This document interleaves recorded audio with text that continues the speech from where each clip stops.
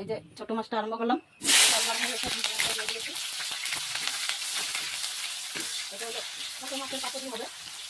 এটা মশলা দেবো না কিছু, শুধু টমেটো কাঁচা লঙ্কা দিয়ে পেঁয়াজ দিয়ে করে নেবো। আপনারা এটা সহজ রান্না, আপনারা ইচ্ছা করলে করতে পারবেন, কোনো অসুবিধা নেই। এটা শর্টকাট রান্না আর ওটা খুব ভালো শরীরের জন্য।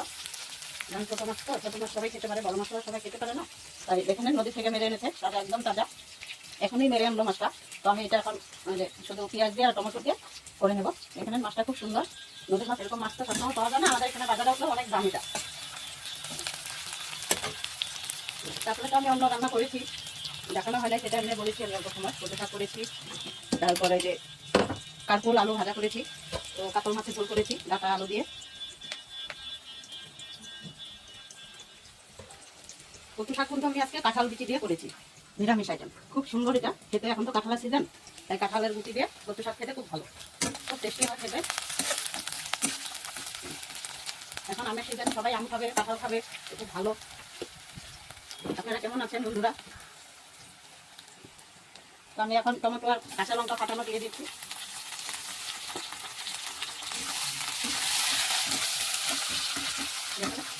এখন আমি এখানে পরিমাণ মতো লবণ দিয়ে দেবো।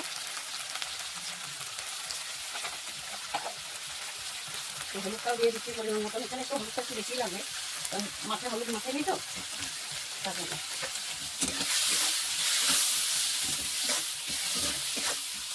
এই মাছটা শরীরের জন্য খুব ভালো খাওয়া।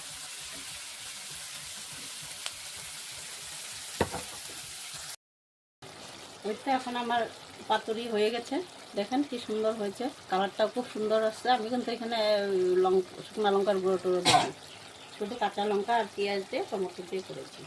তো দেখতে খুব সুন্দর হয়েছে, খেতেও খুব টেস্ট হবে। আপনারা খেয়ে দেখবেন এরকম করে বানিয়ে। তো আমার চ্যানেলকে লাইক করবেন, সাবস্ক্রাইব করবেন। সবাই ভালো থাকুন, আমাকে আশীর্বাদ করবেন, আরও যেন করতে পারি। নেক্সট ভিডিওর জন্য তৈরি থাকুন।